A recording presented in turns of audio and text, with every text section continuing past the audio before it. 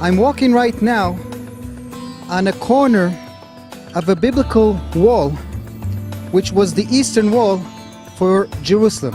If it's located here, that means that the water source at the bottom of the valley is outside the city. In times of peace, if you want to get to the water source, you just walk through a gate that may have been here or somewhere else. But in times of trouble, what do? Now we understand why in the area of the spring there are so many tunnels and shafts.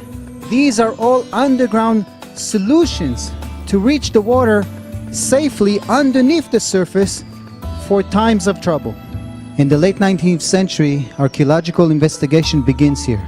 Captain Charles Warren is the one to discover the water source, the spring itself, and how from it there is a tunnel and a shaft that leads underground into the biblical city, but then had to cover the whole thing up because this is the only way the Turks allowed to do any research. 100 and somewhat years later, Yigal Shiloh, the Israeli archaeologist, comes and clears the place again, and then it is fixed for tourism.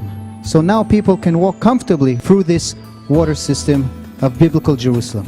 Charles Warren is the figure to find that from the water source there is a shaft that goes up to this level, and then it continues in an underground tunnel into the city.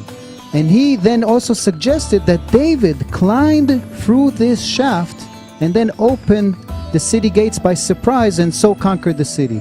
The biblical text is very vague, it's not clear. It mentions something like touching a pipe. It was a common assumption that this is the pipe. However, new research now puts this theory into history of research. The new theory suggests that the original quarrying of this passage was up to this level in the 8th century. Anticipating the Assyrian threat, Hezekiah and his people create Hezekiah's tunnel, and then they discover by accident a shaft above their heads, so they lowered the floor here, and then what's known as Warren shaft is exposed.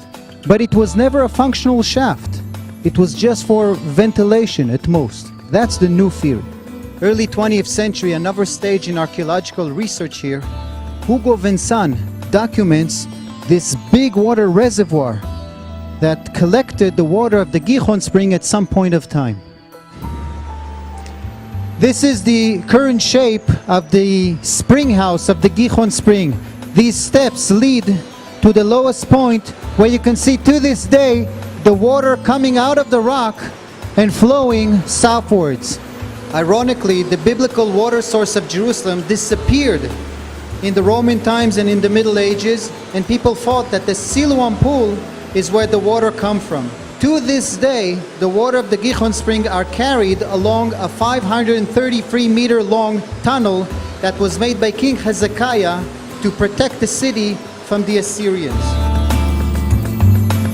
Now I'm walking in the Canaanite tunnel, a tunnel that preceded the one that Hezekiah made. The Canaanite tunnel was apparently used for irrigation. It provided water for the terraces out in the valley. Now it's a dead end. It simply hasn't been re-exposed yet.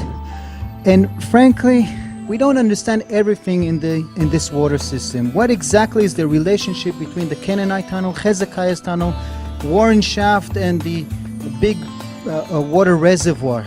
There are still some unsolved questions about the water system of biblical Jerusalem.